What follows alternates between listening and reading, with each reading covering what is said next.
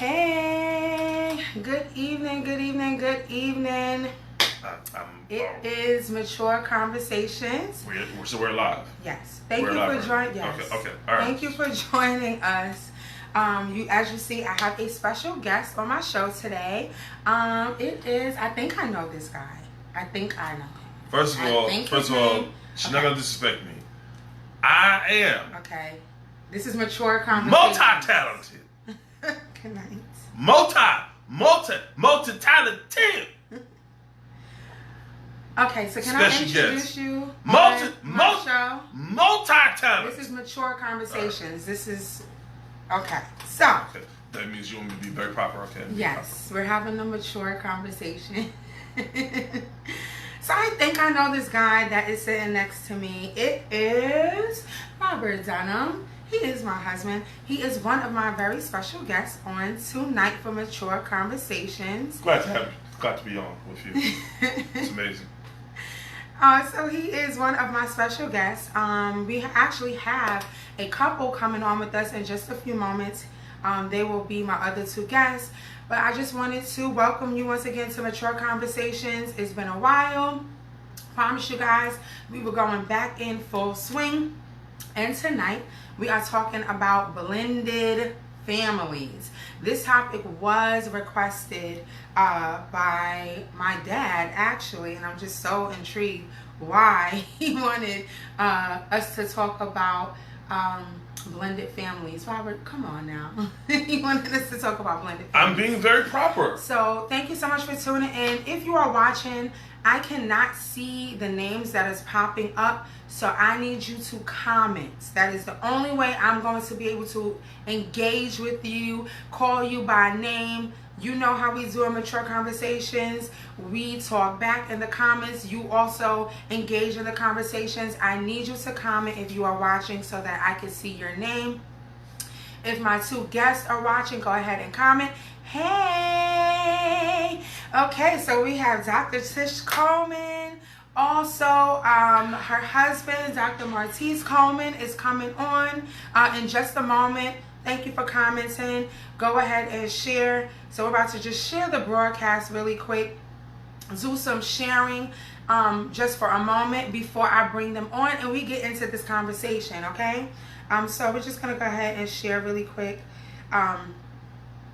Yes, so I'm excited. While I'm sharing, I just want to say I'm like super excited for tonight's discussion. You excited? Really? You're excited? Robert, are you excited? Yes, I'm excited. Okay, the show is only an hour, so listen now. Don't give me a hard time. Why would I give you a hard time? I'm being very professional. This is Mature Conversations, and I'm going to use my well-speaking voice, and this is Mature Conversations. Indeed it is. Indeed it is. So I'm just sharing again really quick. It's really tight in the studio, by the way. I'm so sorry my studio is tight. It's really tight in the studio. But Mature Conversations. Okay, seriously. I'm here. I cannot. Mature. We're being mature. Dr. Tish Coleman. Can't get more mature than that. So I want a doctor in front of my name. Let me go ahead and bring her in. We're going to go ahead and get started.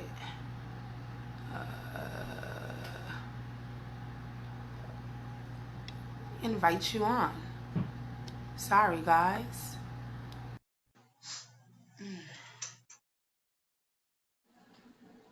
All right.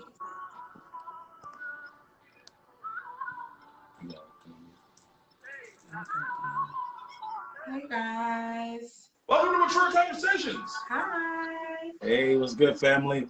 It's mature. All right. So, I thought I heard some music. I'm hearing like some music or something in the background, guys. That's me. I'm cutting it off. Okay. That just gives me time to share this right quick. She was just trying to get into the zone of being mature. Hey, Dr. Coleman, do you like my mature voice for this evening? Is it working? Not really. You good to go, bro. No. You good to go, man. I was just checking. I want to sound very proper this evening. Don't indulge him, please. So let me know when you ready, when y'all ready, so we We can get Oh it no, you're rocking. right. I don't see Tish, so I'm not gonna Oh, start she's where I right don't here. see. She's right here. She's I'm right here. sharing. Oh, Oh, okay. Okay, so we're still sharing. Okay. That's what I was doing. yay, share. So we're gonna get started in just a minute. I guess we all just sharing stuff. Let me know when y'all ready. We're ready. Okay. So welcome to Mature Conversations, everyone. We are talking about blended families on this evening, and I have a special guest, Robert, and I also have Dr. Tish and Martise Coleman, our brother and our sister. I told you in my contract, And so, you had to say multi-talented. okay, In my contract. multi-talented. We have 1 hour. Okay, so thank you guys for joining us on Mature Conversations. So tonight we are talking about blended families. Mature Conversations is basically us having a conversation that a lot of people don't like to have, just to bring different perspectives and enlightenment, also to just bring education. So tonight we're talking about blended families. What is a blended family? A blended family is basically a family or a family that is created that is blended, where both partners may come in with children. One might come in with children or a child, and you blend the family together. So that is what we're talking about tonight. And so I wanted you guys, people are commenting, but I can't see what they're saying. Okay. Hey, Mother. Oh, I'm glad you're on. Okay. So I asked you guys to be on the show. I know a lot of people, who have blended families, but I wanted you guys to come on just to have conversation about how you're a blended family. So my first question would be, one, how long have you guys been married? Let everybody know. Going on 14 years. 14. Whoop, whoop, whoop, whoop. I like how she looked at Martise first, and then she answered the question. Good job, bro. Don't get yourself involved in that. Don't do it to yourself.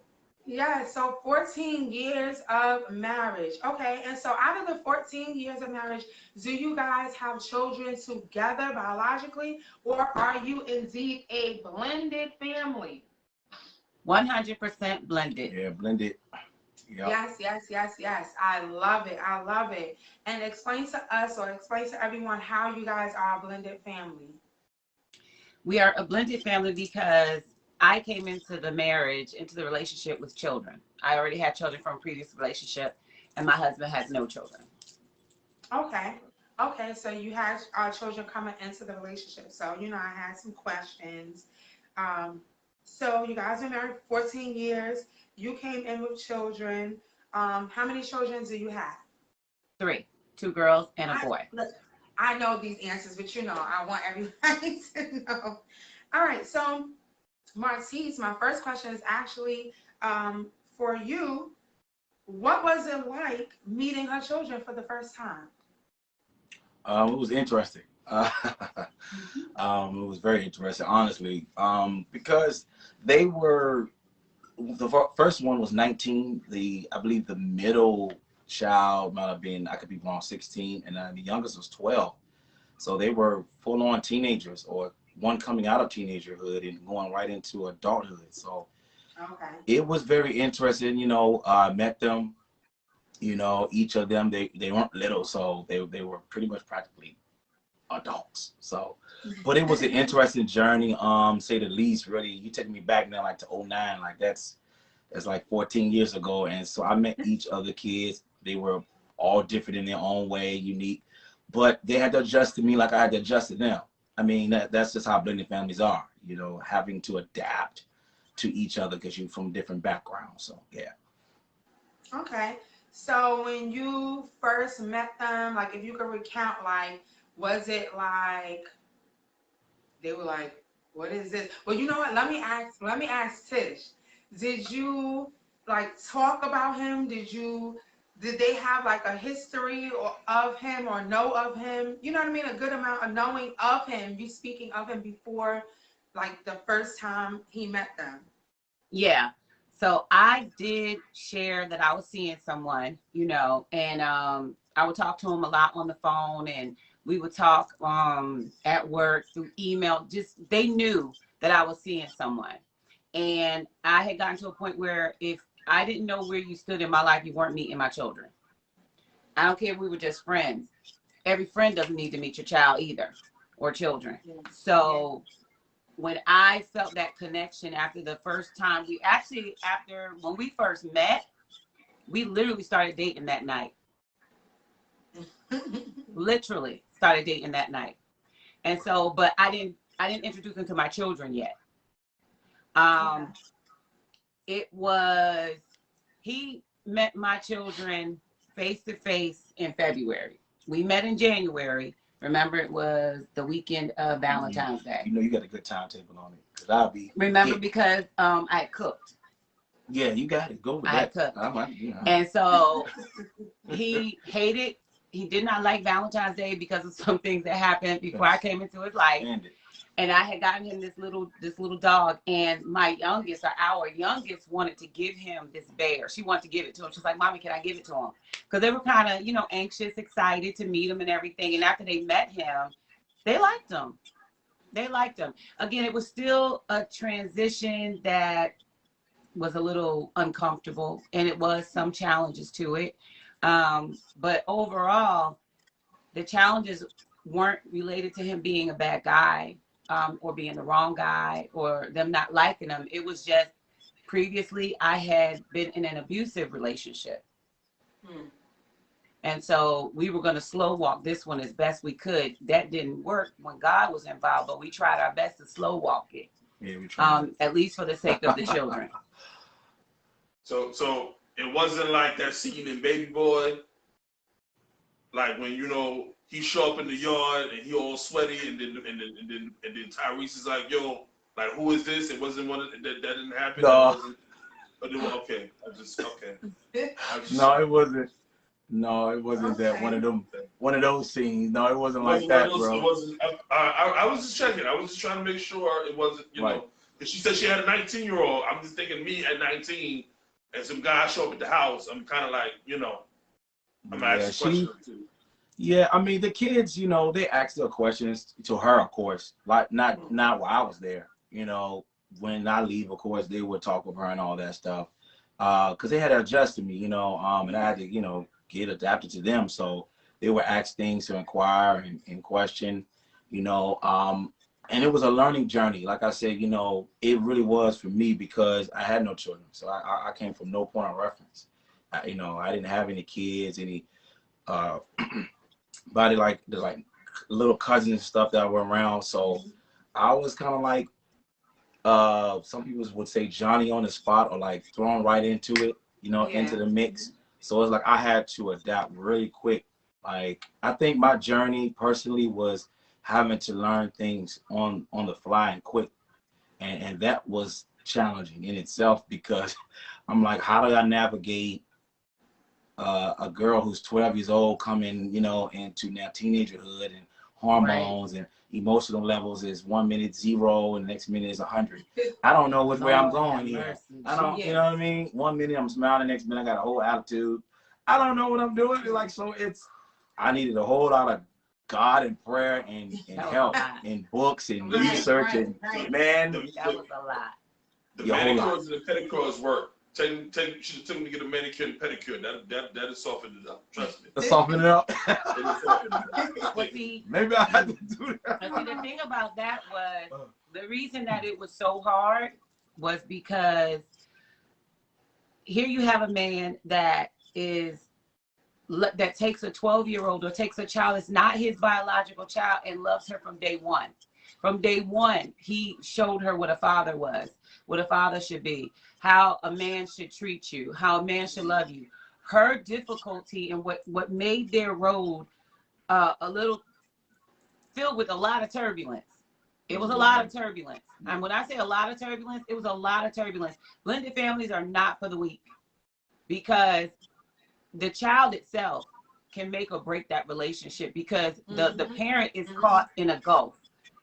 My husband or my spouse is here. My child is here. I got, especially when you're in Christ, I got to do what God says, which is, this is my husband. You know, if I look to my husband, God's going to take care of the children.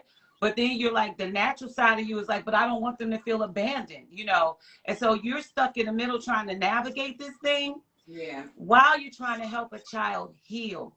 Yeah. From the damage that should have never happened from the first line of defense, which was the biological father. Yeah. So the biological father failed. Right. He dropped the ball. He was the first line of defense of validation, the first line of defense of instilling the values, the morals. He was her first line of what a man was supposed to be. He was supposed to be on the front line showing her this.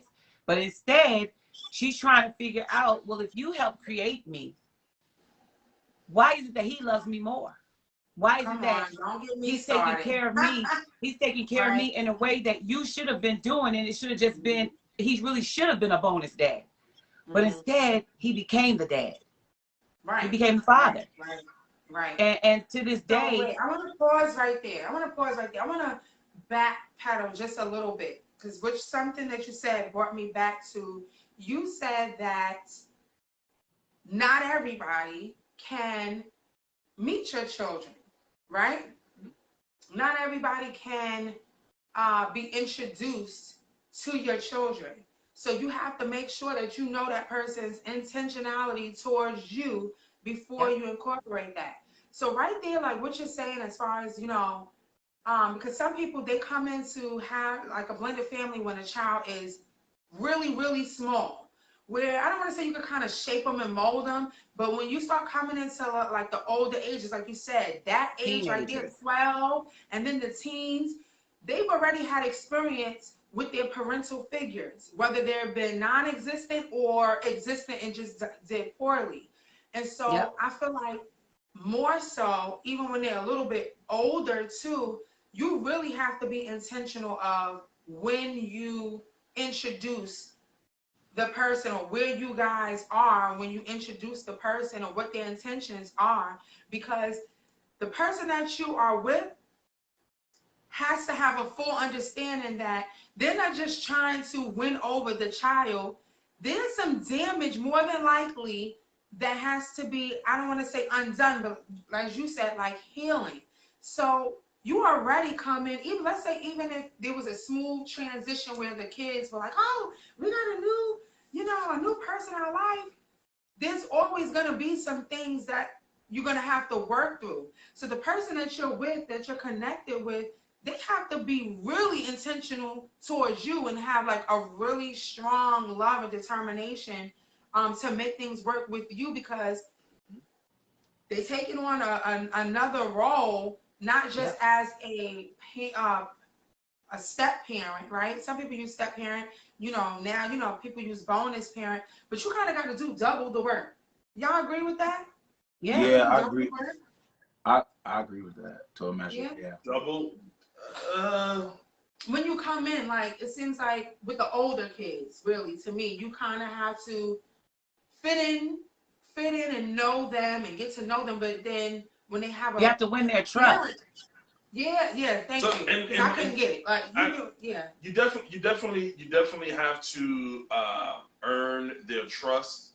But even those situations become weird, because there are some kids that no matter what you do, you can never earn their trust. In some instances, it just kind of is what it is. I think that there are, because we're all talking about the term of the word healing, and I think that because there is a stigma within the Black culture as far as a family, where we avoid certain conversations and we avoid having family therapy when these type of situations arise, because we're just hoping that it will literally kind of work themselves out. Yep. But reality is we're never really having those tough conversations in the very beginning, so that the feeling out process is a lot smoother. If that makes a little bit more sense than as far as what I'm saying. I think a lot of times that's what actually causes the uncomfortability. Like, in other words, you got to have the conversation like, listen, I do know eventually, like, I'm gonna start dating. Y'all do know that, right? Like, this is going to happen. Like, somebody's going to be here. I don't know when, but the Lord's going to send somebody, and they're going to be here. And so I think that during the period of time when there is the absenteeism of the male at that particular moment is the critical point where, like, those conversations should be happening before the gentleman even comes into the picture, if that makes sense.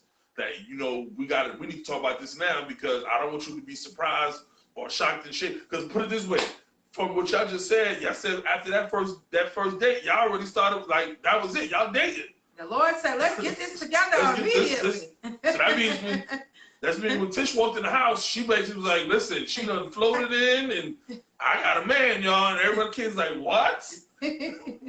So that's what I'm That's what I'm saying. I think those conversations are needed prior to you getting to this transitional point, because that's like that. I think that actually kind of would make those conversations easier. Like, at least you know what's happening.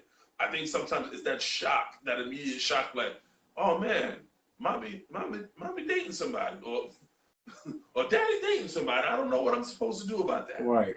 I think so. I agree with you. I think it was some shock, especially with the speed of how things were moving with us.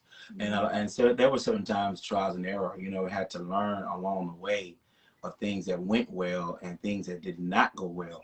You know what I mean? And you look back, okay, well, that could have been done differently. That could have been navigated a better way. And of course, with the kids, they express certain things, or I could catch certain clues. You know what I mean? And that's part of the journey, especially with what we, went through together. When we first met that time, like, my wife always says it with confidence, and I always commend her. When we first met, that it just connected, and it did.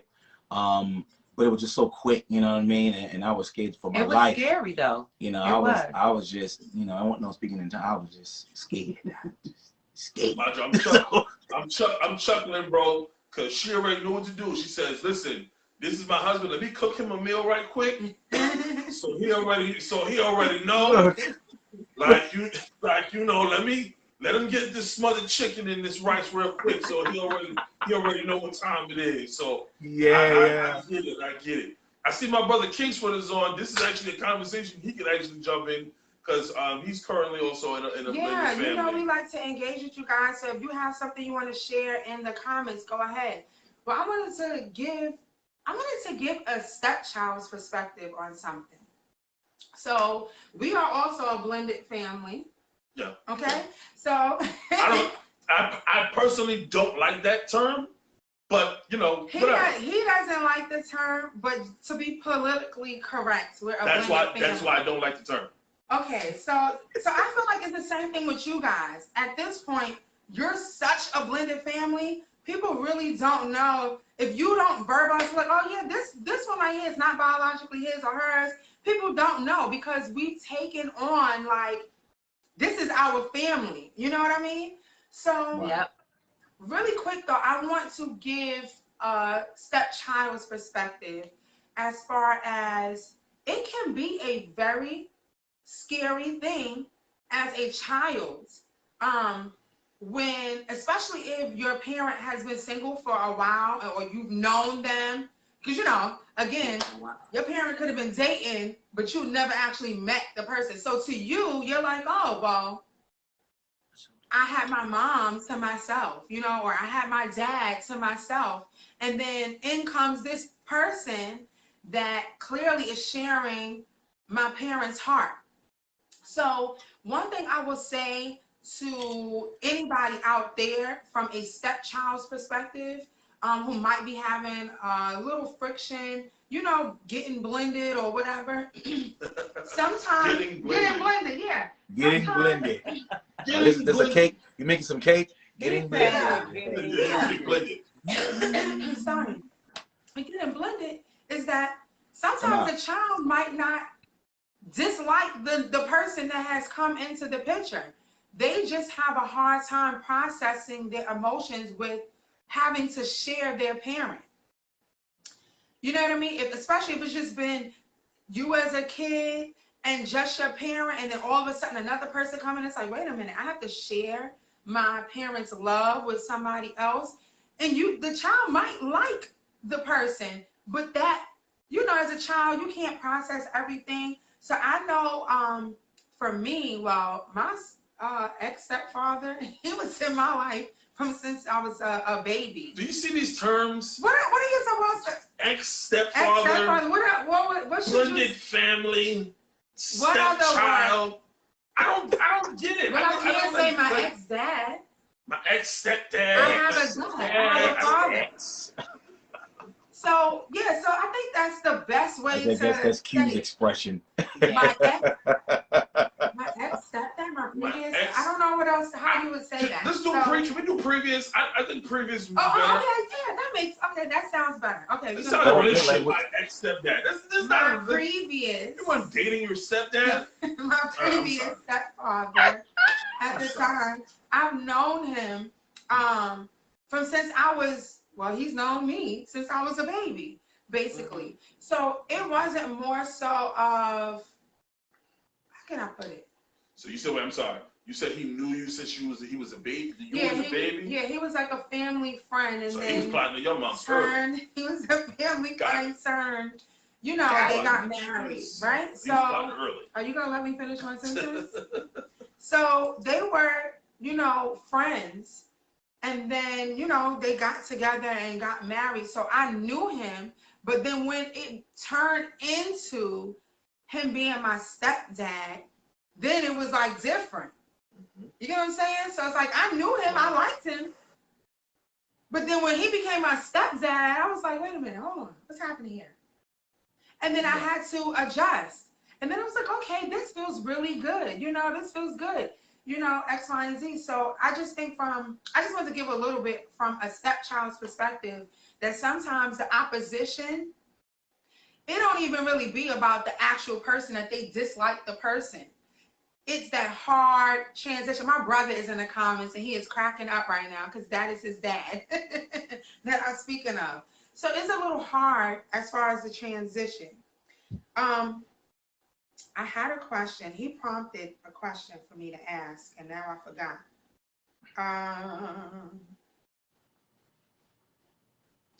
Okay, so you guys talked about some things was rough, right? Right. We ain't gonna get all in the business and stuff like that. We're gonna share a little bit from our, you know, our blended family, but I want to hear from you guys first. If you could recall like one thing that you really had to work through, like something specific, was it like what's the word? Respect. Respect. Discipline. I don't mean to insert that aggressively, but respect was seriously, not to interrupt you guys, was really one of the biggest obstacles for me with the children. Like I don't know for, you know, I can't speak for every man, but I think for the most part with men, I'd rather have your respect than your love. So I need you to respect me. Your love, the love is important. I'm not negating that. And the love will come if I respect you. It'll come, yeah. But that respect, man, you know, it was hard for me a lot of times with one of the youngest ones, just a lot of cross lines, things I had to learn, but there was just times I would like have a lot of conversation with Tish, how to navigate with her, because there were times, because my upbringing was very structured, whether you guys don't know that. My father was 4 years military, you know what I'm saying, Army. You know, my house was just not perfect, but it was balanced. So there was a level of order when it came down to who's head in the house, and then, you know, the structural order, obviously the biblical structure, it was just there.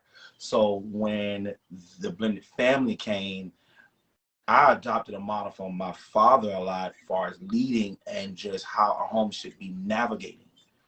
So when it came with, you know, the children, the respect part was hard because I was like, you know, you're gonna have to go on with that now because somebody about to miss some teeth or something, because, you know, and it was a real low tolerance. People don't know that about me. Like, you know, I joke and laugh, but like it's a very low tolerance when it comes to disrespect. I turn to another whole person. Like I transformed to another. So Tisha, you know, was again an anchor to help me navigate through the different challenges of how to talk to them, what to say and how to say it. Because there are times I was just direct and blunt. And I didn't care how it came out. You're going to take this medicine and I'm going to go about my business. You know what I'm saying? But she was like, you got to say it like this, Martise. She's a girl. You got to curve it. You know what I'm saying? And she had to help me to give language to how to really convey and express from my heart and not here.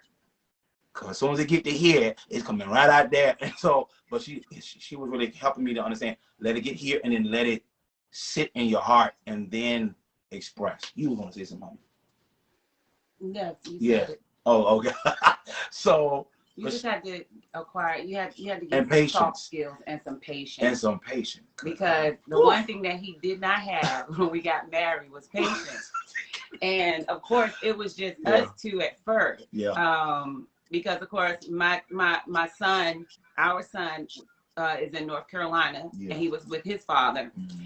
And my oldest was living at the time with a friend of hers. And so it was just my little girl who was staying with, we call them family, because she was in school. And we had to do the transition to get her into the Richmond, you know, into the transition her to the new school. And so when she finally came in, he loved her from the jump, took her out to eat, you know, wanted to show her from the beginning, you know, that you're here, I'm making this adjustment because I love you. And it's not because I have to, because I don't have to do anything, but because I love you and I love your mom, you're my family too. And so her struggle was never really with him. Her struggle was with the fact that he was not her biological father, and she could not understand how you could love someone and not have seen them for 12 years. And at 12 years old, this man comes into her life and loves her like he was there when she was born. So that's where their beef. Yeah. She found it too hard because, like, you gave me life. My mom has sacrificed so much for me. So I know what a parent is supposed to do. My mom has raised me. My mom has gone without eating sometimes because the food was limited in the house. She made sure we ate. We never knew what it was like to be hungry. We never knew what it was like to not have anything. My mom would go without before we did. And so she's like, but then this man comes in and he doesn't make promises. He just says, if I can do it, I'll do it. If I can't, I'll let you know. But he was a provider from day one. He was a protector from day one. They had a bigger issue than my oldest. Yeah. Him and my oldest, that's his daughter. That's his daughter. The youngest one gave me. That was his daughter. She came on in a lot sooner. She came hell. I mean, she put you through it, huh? Hell. Put me through it. I sit on my knees. I got knee marks from praying. Let's just say he learned how to pray a lot harder in that season. I learned how to pray a whole lot. I'm telling you, it was a good journey though. It gave me strength. It gave me endurance. But I learned that when a male comes into a blended family, this is what I learned. I can't speak for anyone else. The expression or the imprint is different when that male comes in when there hasn't been a male at all. And that's one of the things I had to look at with this family, you know, that's now our family blended together. That my wife's journey as a parent, she was a mother, but then she also had to play the role of father in so many ways for so long. So that was another thing that caused me to be patient. Like, she had to do all this by herself. And so there was no strong expression of a male presence. So when I came in, it kind of rearranged the atmosphere a lot. And it brought a balance and a harmony. But I had to learn how to, at times, follow her lead on some stuff and step back. And again, especially where I came from, used to being a male spearheading everything, I'm looking like, I need to spearhead this. But I had to learn, like, you want to step back, take the recliner, you know, the recline seat, and just let her move into certain spaces, because she knows what she's doing with these children, because she's raised them longer than you. Right. You're brand new to the game. So, yeah, you know, it was a good thing. I mean, now that, you know, they're great. I could probably write a book on it. We can write a book. But yeah. But So he and the little one, the youngest one, they're closer now, a lot closer. And when I say a lot closer, that's her father. They're all my crumb snatchers. Yeah. And that's why I love hearing that y'all, are in a great place now. But I think it's important to share the opposition, because I feel like so many families go through a lot of opposition in their homes, and we don't talk about it. It's just like, oh yeah, we're married and this, that. No, there's some opposition. I guess I'll share like one point of opposition with us. So I met Madison came into my life when she was 3 years old, and she's literally 2 weeks? She's gonna be about 2 weeks now. She will be 18 in 2 weeks. So for me, the moment I met her, it was like, okay, like this is a package deal. You know what I mean? This is like my daughter. And we were together all the time. I would do her hair, and anything Kara got, she got. When we out together or whatever, I grew, to love her. And so when you watch this child grow up from so small, when you have a genuine love for a child that's yours, you don't say, oh, that's my stepchild. You don't think of it. It's like, that's my child. Now, see, the difference was her mother has always been in her life. So you see how blended families are so different, where there are some where the biological parent is just pretty much non-existent or whatever. But in this case, her mother has been in her life. She's lived with her mother majority of, or half. About half. But he always had her all the time. So I would say, for me, we started facing a little opposition as she got older. So our perspective is a little different. Met her when she was extremely young, but then our dynamic changed a little bit when she got a little older. And it was just like this little, I don't know, this little tussle. I don't know what it was. You know what I mean?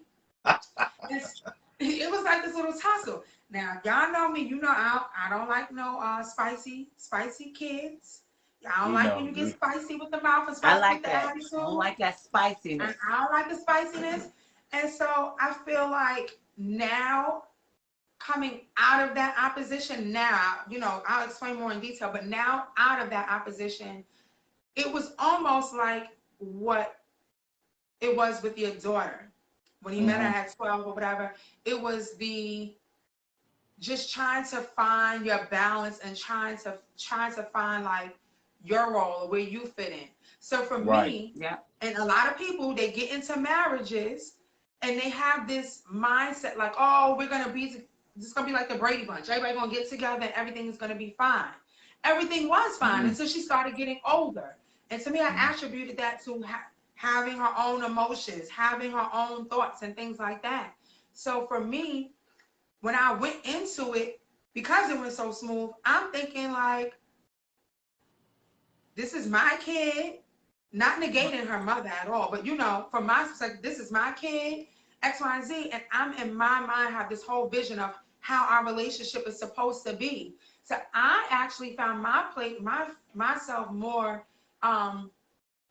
in confliction with my feelings, because it wasn't panning out how I imagined it in my mind or how it was going for so many years, because she was so young. I was like, oh, well, I feel like we should be closer. I feel like, she don't love me, things like that. And he would tell me all the time, she definitely does love you. If she didn't love you, this wouldn't happen. If she didn't love you, that wouldn't happen. But because it didn't look like the image that I had in my mind, I was feeling disappointed. And it made me feel like, well, dang, all I do for her, I done showed this girl so much love and she doesn't. And it wasn't that. It was, again, kids may not have a personal issue with you, but they also have emotions of filling that role. So really thinking about it is like, well, she has a mom. I can't fill in that space like I'm her biological mom. I have to know my role and work within that, which is, I guess, like the title's bonus mom, you know what I mean? Where it's like, okay, trying to love this person who's not biologically my mom, because I have my biological mom, but just love on this person in a different way. So to me, that was my opposition, where everything seemed smooth sailing until she got a little bit older. Always. And I was like, well, Dad, I feel like, you know, we should be a little closer than this. This is not giving what it should give. But when I stopped fighting that, when I stopped trying to make it look like a perfect picture, right, I felt like I understood her more, because I understood my role, that I am who I am to her.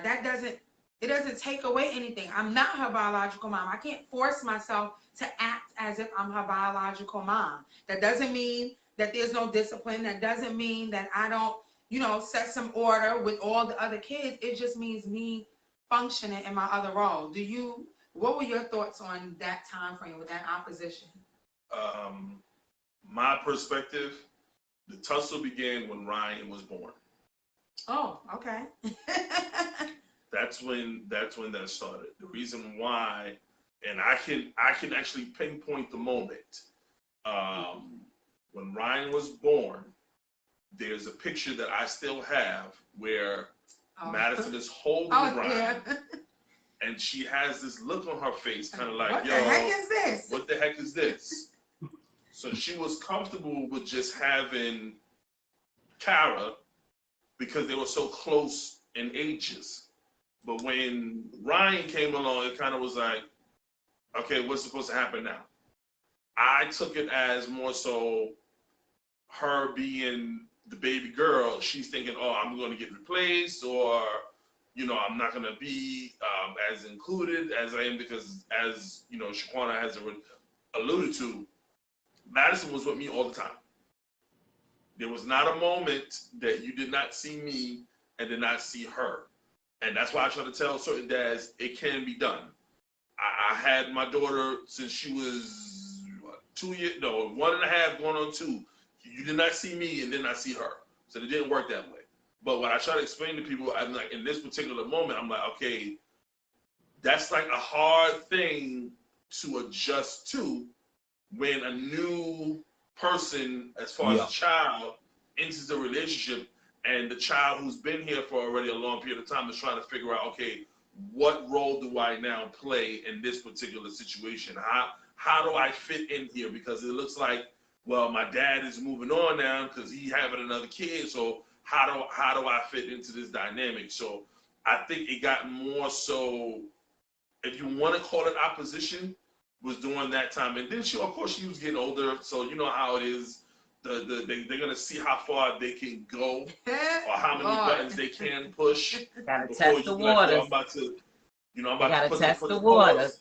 Before I put the pause on you, let me see how far I can go before that happens. And then it's like, oh, I can only go this far. Let me pedal back. She tried me one time, and when she realized I wasn't with it, she ain't tried me like that ever again. And she was like, wait, oh, she crazy. And the weird thing is, now that she's about to be 18 and she in college and the whole 9 or whatever, she don't call me. She call her. That is so crazy. I promise you. All the major conversations go through her, and then I get like the filtered version of it later. I'm like, yo, so why didn't you just call me and tell me? I don't know. I called Shaquana first, so I don't know. So I just be like, okay, I see where this is going down, so I just accept it for what it is now. And I don't have an issue. It's just like, that's what I'm telling her. I'm like, you gonna call Madison? I said, because if she'll pick up the phone, you call. If I call, it's gonna be a minute because she don't know what I'm calling for, and she might think she in trouble or something like that. I'm like, you call, and let's find out what's going on. So like, it's all, I think, especially in blended families, all children go through their own little stages and of emotions. Mm-hmm. And I think it's like, I wouldn't necessarily call it a 5 stages of grief situation, but I think it's more so you can allude it to some type of a stage process where it's like in the very beginning, it's like, this doesn't feel comfortable. Then I have a whole bunch of questions. Then I'm almost there to accept the situation, but then I'm not ready to accept it all the way because I'm still trying to figure out whether or not you're going to dip out on me. And then once I really realize, okay, you're not going nowhere, you're going to be here, and that's what it's going to be, then fine, I'm cool with it now. And I think that's kind of what happens in blended families with children. They get to that space where they finally figure it out. Okay, this person not going nowhere, and they ain't never done nothing wrong to me. So you know what? I might as well go ahead and keep it pushing. you know, or whatever the case may be. So I think Martise, don't worry. I think they all try it with the new parent. They all try to see how far they can go before you like. Let me tell you something. That one, you know, that one moment they jump on the couch, like, you better sit down, and then like. Yeah. My youngest tried it. She tried me. I was going to work in the morning time. She tried me, and I flipped off, and she came to Tish. I didn't know he can do that. She said, yeah, he gets angry. Yeah, he gets angry, upset. I mean, I went from 0 to like 1,000. Like she was in shock, you know. But it was, again, she had pushed to a level. And she pushed the wrong button. She pushed the wrong, we don't need to see that guy. Button. We don't need to see that guy. I don't like that guy. I mean, he's a button. But you know what's weird? And it's fun. It's funny now though. Like you tell a conversation y'all were playing like, remember Dad when you had gotten mad in the car and I was like, oh no, and it's like it's funny now. It wasn't funny when it was happening. When it was happening, it was it wasn't. It wasn't funny when it was happening. It was not at all. No, it was. There were times when I wondered if the marriage was gonna survive. Yeah. Because I didn't want to let go of my child, but I definitely wasn't trying to let go of my husband. Right. And I was grateful that the oldest two, like my son, that's Pops. Yeah. That's Pops. Yeah, we compete all the time. Who dresses? They compete with dressing. He always. But that's Pops. He will blast him on Facebook as being the best thing to come into his mom and his sister's life and his life. My oldest daughter, you know, pretty much put it out there publicly that in the 2 years that you've been in my life, you've been more of a father to me than at that time she was 25, than the 25 years I've been on this earth. The nickname she gave me? Remember the nickname she gave me? Yeah, she used to call him Stinky. I don't know where she got that. I don't know why. She's called him Stinky. Stinky. I don't know why. That's a good thing. You get a nickname, that means she love you. You get a whole nickname. And it's like they grew and they grew and they grew. And they grew to the point where she's always gonna be my twin. So she always gonna call me. But there are times when she had a conversation with him, I don't even know that they, you know, it's like it could be an everyday thing. It could be 3 times out of the week, but he's always talking to all of our children. He has a group chat, a FaceTime chat, where he calls them and he talks to them and they joke and they laugh and he checks on them. You know, I used to have to kind of coax him into it to let him know because he's never been a father. Yeah, I was right. He knew how to be a father from what he saw his dad do, but hands-on, he didn't have that experience. And so I had to walk him through it, and I had to be patient with him, but I also had to ask him to be patient with me because there were some of the reins I had to let go of. I had to let go and let him actually be head. And let go and let go. I had to let go and explain, and I didn't really have to explain much to my oldest two. It was just the baby girl. Yeah. I had explained to her, you know, this is my husband. This is your father. Trust me. He's not going anywhere. And he's not going to abuse me. It's not going to be that situation. And sometimes it's like, we ain't going to beat her. Beat her. I don't know. Do something. And there were times when he had to come and save me. Because, but see, that is important though. In order, when you said you had to take the reins off and let him be head, that is why it is so important that you know who you're connected to, because there are so many I have to say it this way now, step parents who don't have the right intentions towards your children and who will take that and run with it. You give them a little inch and they will take a whole yard. So that really means you have to be intentional with the person that you're connecting with to be able to trust that they can leave from a pure place with your child that's not biologically theirs. Because some people can't let those reins loose because you know how some people don't love the other children or child the way that they should. And I think that speaks volumes about you just being intentional about making sure you know that person's intent towards you and your children, because it's the same way. I don't think that you've ever been like, oh, all right, you know, you can't really tell her to do so and so. You allow that as the main parent because you trust the person's intentionality towards the child. You know what I mean? I trust his leading. Yeah. Yeah. I trusted his leading. And the other thing to that is too, I met his parents. Before he met my kids, I met his parents. And I fell in love with his dad. I said, now I see the mirror. I see the mirror.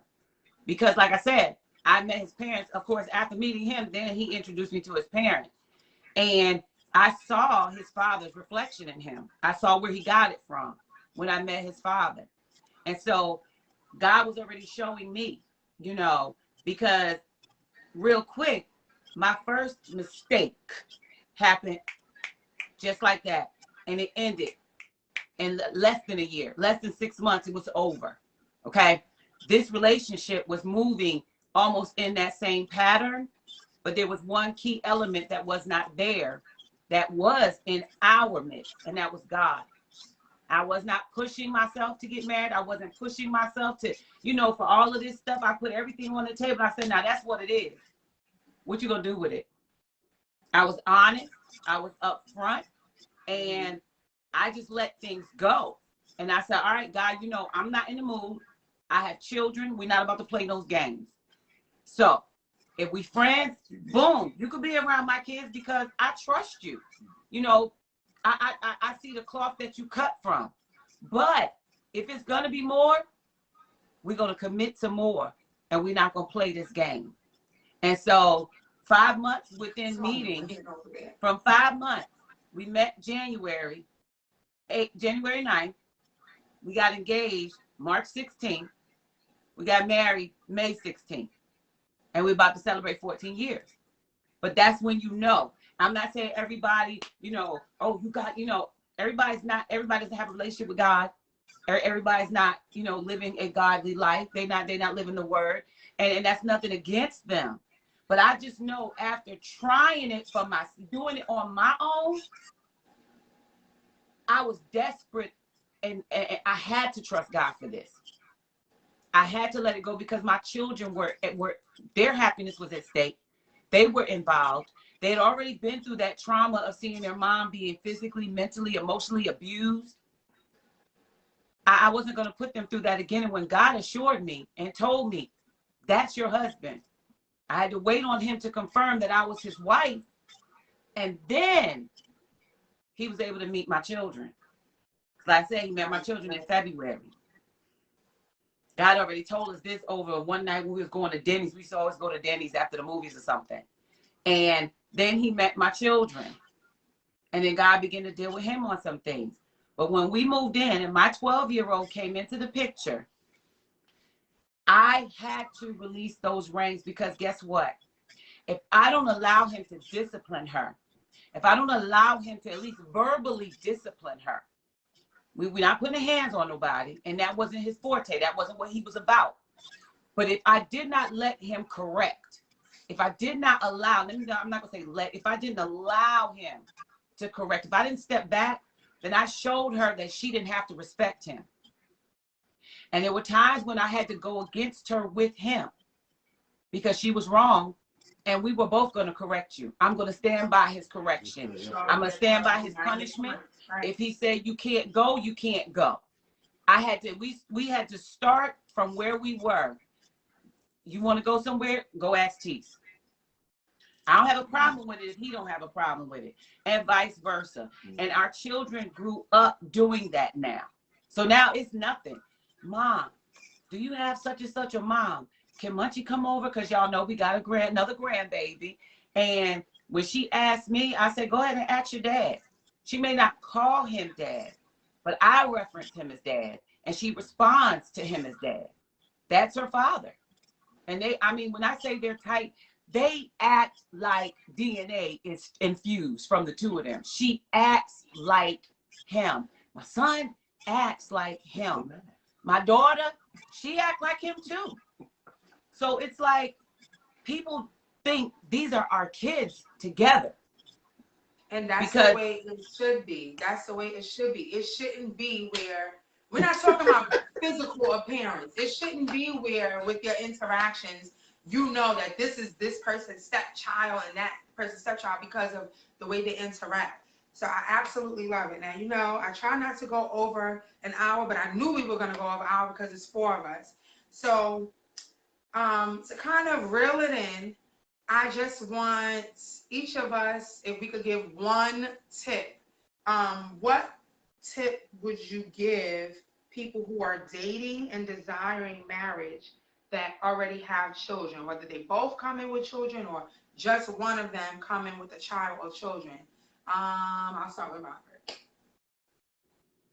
Why do I have to go first again? Oh, I don't know. You just go in like a little circle. Then, okay, you want us to go? I'm trying. How do young people say? You want us to spin the block? I'm trying. It's your, it's your show. You chose me to whatever. Tips. One tip. Or one tip that you would give people dating or desiring marriage that are coming into the marriage with children already. That's, you know, that's not biologically. Oh, that's very easy. Do not put on a pretense for kids. Okay? If you're funny, be funny.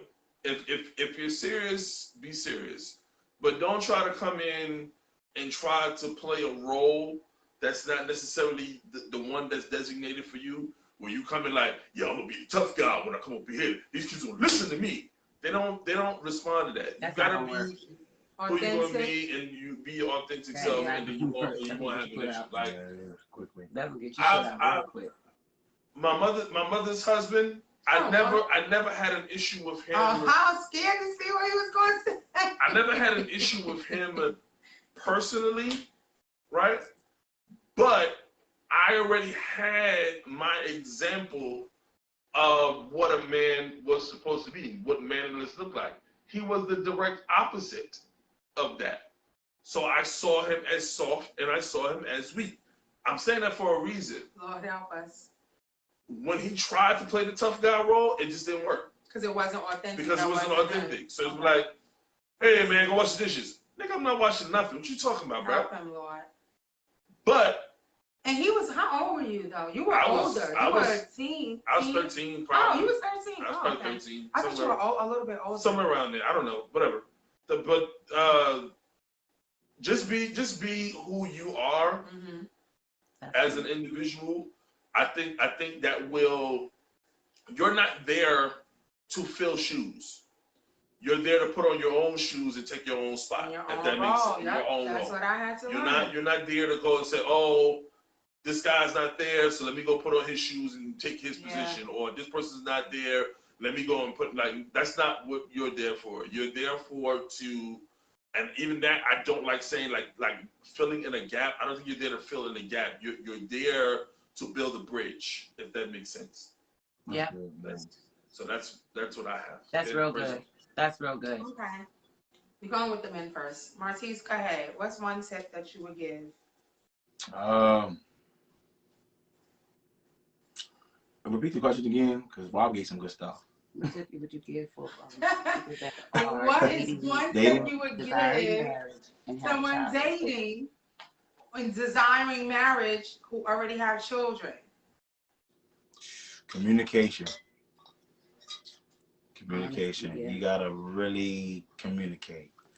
It can't be if we're gonna get married and it's gonna be blended, you do have to navigate that space. And it may be uncomfortable, but you have to unpack. Because when you're talking, even when you're conversing with this person you're interested in, that same model that you establish with communication with you and that person, you're gonna have to also navigate that into with those children. So you're gonna have to learn how to, if you're not, you have to develop that level of mastery to just communicate. And it doesn't have to be perfect. Each child is different, right? So you create that space with each one as well as with that spouse. So communication is going to be very key, especially in our culture. We're getting better with communication, but it can always need work. It can always need work. And and then that listening piece too, listening to understand, and not always listening to talk. All right, so far the two of them have two things that I had on my list. All right, Tish, you go, and then I'm gonna close out. What I would say is, and you know I'm going to come from the scholar side of it because I had to write a dissertation for this, right?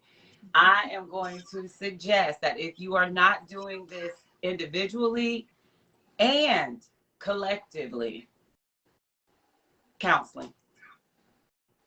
And the reason I say this is counseling provides a safe space and a mediator that's not there to tell you what to do, but to allow you to address certain things that you otherwise may not be able to discuss by yourself. Mm-hmm. Sometimes subjects are hard and you need a safe space where there's no judgment.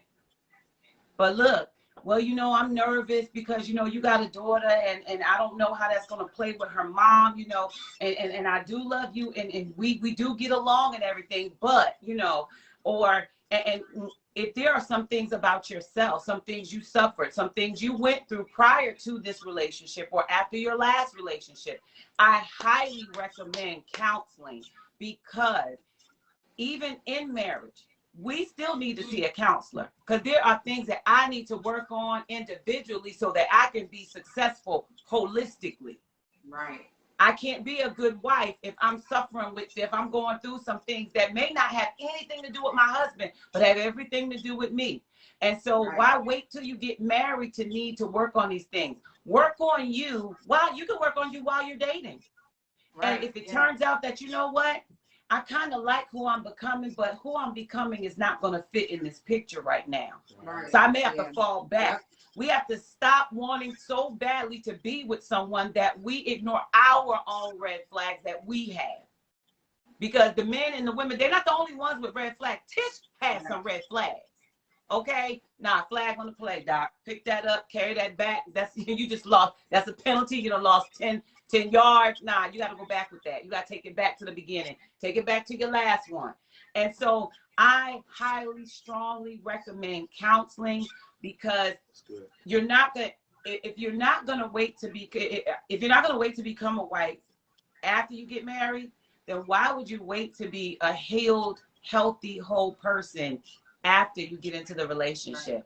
Because everything that you bring in is going to affect the individual and their children or you and your children. So get counseling, have individual, they call it therapy. Yeah. You can get therapy as a single person. You can get couples counseling. It's not for those that are engaged. It's not. Couples counseling, if I think this is what it's going to be, what's wrong with being healthy while you're finding out? What's wrong with finding out what you want as a couple, not just as an individual? Because it makes no sense to know everything about you, but then you don't know who you are in a relationship. Right. And now the relationship is suffering, the children are suffering. And then, Lord forbid, you get married and then you have a child together only after 2 years to end up divorced. Yeah. Work that stuff out first. We can't say anything about the children you bring in because they were yours. But let's save the babies that are going to come after the marriage so that they don't have to be a product of this toxic environment. I don't think it's selfish. I think not getting married and not dating, at least getting counseling for yourself first. And if you are dating, consider couples counseling. That'll also let you know if that person is willing to go the distance to work out difficulties after you get married. Because if they're not open to counseling before the wedding, if they're not open to counseling before couples counseling for the engagement, then guess what? They're not going to be wanting to talk about that stuff in front of somebody else. So I highly recommend that counseling and like my husband said, conversation, because our relationship was built on, it was based and founded on conversation. We talked about everything. Everything. All right. I want to touch on this. Somebody put a question. Erica Aiken says, do you think it's helpful to bring in the other biological parent? Now, I would say this. One, some instances, the biological parent is nowhere to be found. So, of course, we're not talking about that. I believe in healthy co-parenting. If you two are not together anymore, there should be no reason why you should not want to build a healthy relationship with the person that is going to be living in the same home have a heavy influence on your child or your children. So I would say, yes, at a certain point, you should bring in the biological parent so that you all can parent together.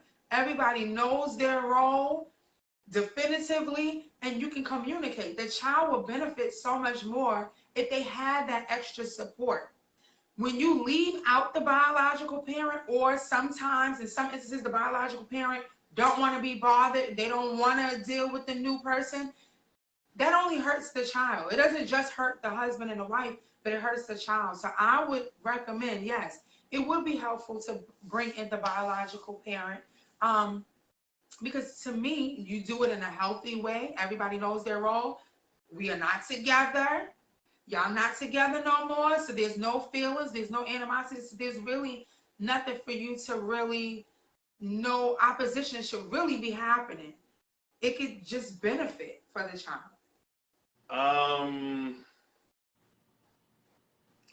I think it's only good to bring in the biological parent if there is a level of maturity. I have to explain what that means. I mean, I was trying to say that, but you eloquently said it. Good night. Go ahead, bro. My daughter's mother and myself as a couple, toxic, not good. This is terrible. Co-parents, we are phenomenal co-parents. We are way better at co-parenting than being in a relationship. This is just what it is.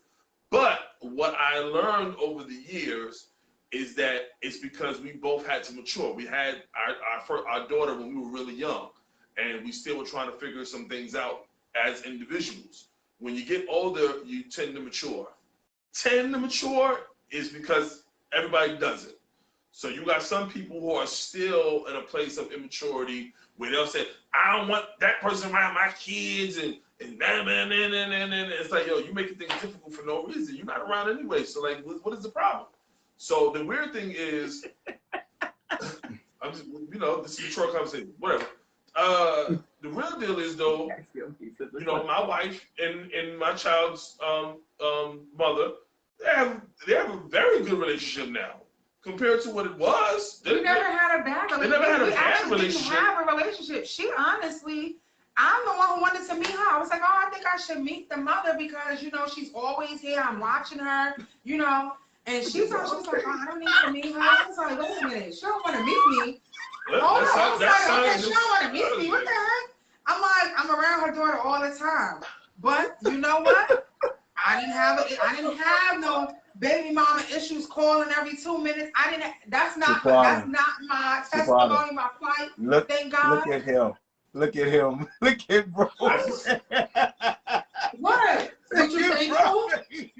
I just what I'm saying. We didn't have those issues. So I will say she's become more involved with me as Madison got older. We talk more, but she's never, I'm gonna be honest, she ain't never give me no issue like, oh, I don't want her around her. I don't want her to say this, say that, or whatever. Like when she came for the graduation, it was all hugs and home. We went out to eat. We left him home. We all went to Walmart. I was in the couch sleep. I said, "Oh snap! They put that on me." All right. I'm like, that's a real level of maturity. That your wife and your daughter's mother can just leave the house together. And there's no issue.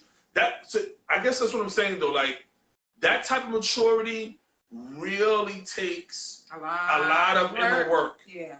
Because you really gotta kind of like, you gotta put those feelings, like those past feelings, and like you gotta kind of like, I don't want to say bury them, but you gotta like say, okay, you know what, we're not in that space no more. I'm not dating him.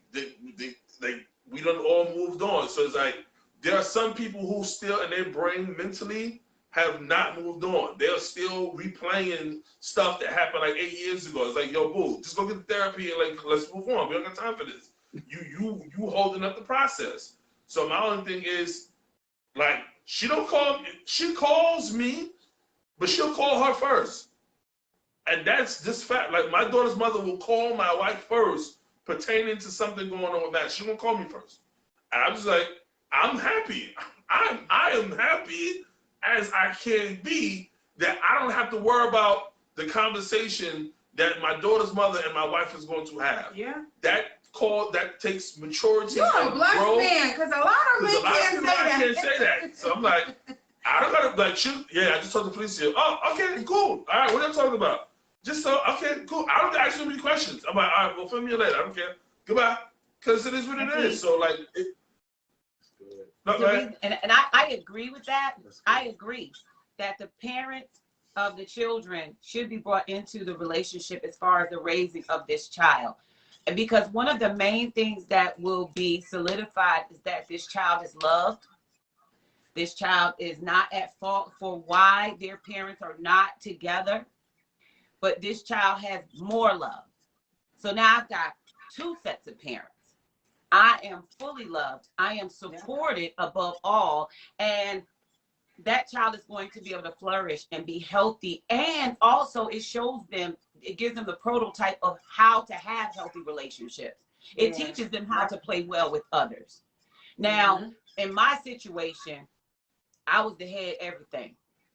I didn't have to make those decisions. I didn't have to deal with anybody because Project Life says daddies are not available. Okay? So, born and raised in the hood. I didn't have the fathers in there. You know, their dad was not in there. Like that. I'm sorry. He just threw me off the game. I know. And so they were, you know, may have been there in the beginning. Oh, when they're cute little babies. But when it's time for you to start putting that real work in, when it's time for you to really start sacrificing your time, when it's time for you to start sacrificing yourself, saying no to what you want and yes to what they need, that's when I didn't have that. I raised mine by myself. I didn't become blended. There wasn't another man securely in my home until I married Martise. And so now him and my baby girl's dad, they cool, but they never really had an issue. The only thing my husband says when he would call and talk, when he would talk to him on the phone, I just want to thank you, you know, for taking care of my daughter. He said, don't thank me for doing what I'm supposed to naturally do. I need you to do your job. Boom, drop the mic on, and that was the end of that. Because, you know, no, he wasn't there for her. He wasn't acting like that. You know that.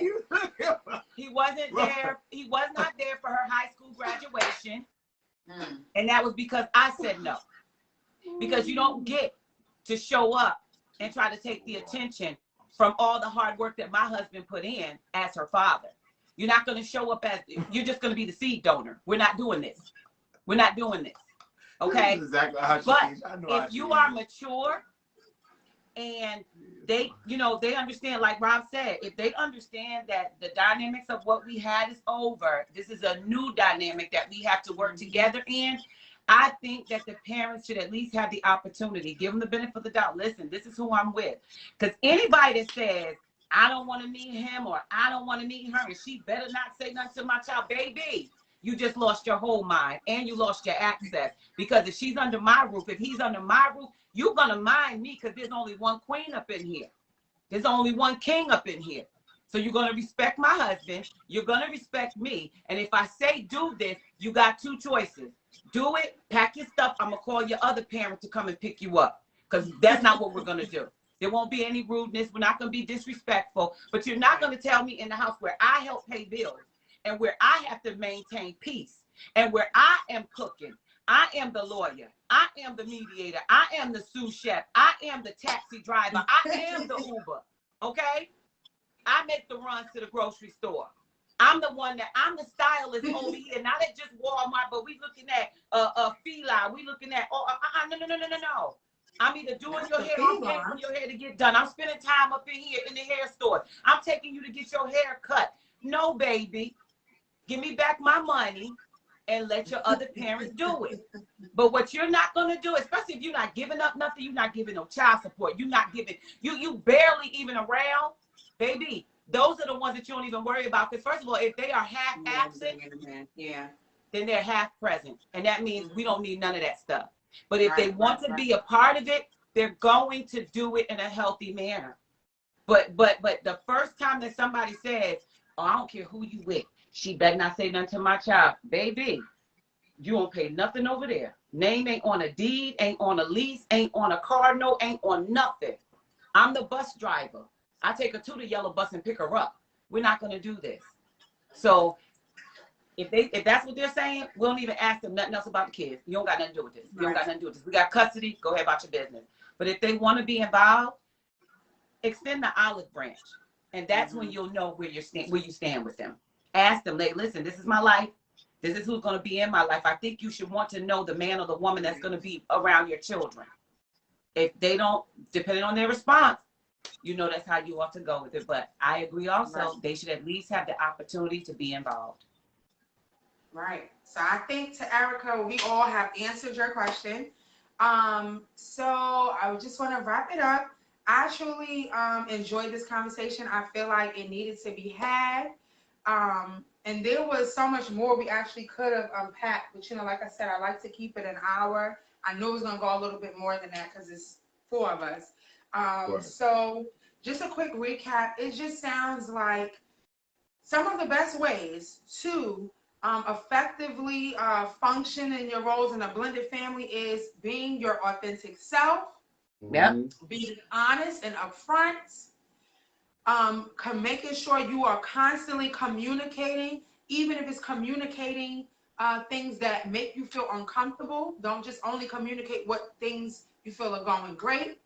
Also, for the adults to keep in mind that these children are children and they have emotions and thoughts that they can't really process or articulate at the time. So sometimes it may not be something personal towards you. They just have to feel out things.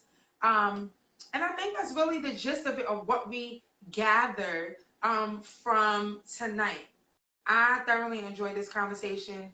I pray that my dad, I don't know. I need to know why he requested this. I got some questions. Let me find out. I'm about to be a stepchild. He requested this topic. Let me find out. I don't know. I don't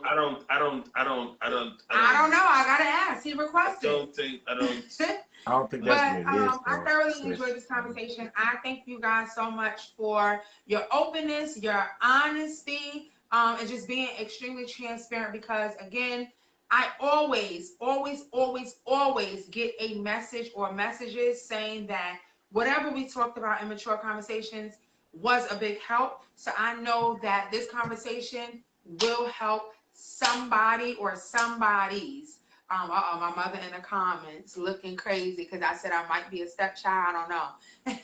We'll deal with that later. Don't be that parent now. Don't be that parent now. Embrace the transition if there's one happening. There is nothing happening, and don't embrace no transition. You see how people be starting stuff? Just move on. See, she said he didn't say anything to me about it. Oh, so period. If he ain't say nothing to your mother, it ain't happening. Nothing is happening. All right, guys. Thank you so much for joining us tonight. If she don't know, nobody knows.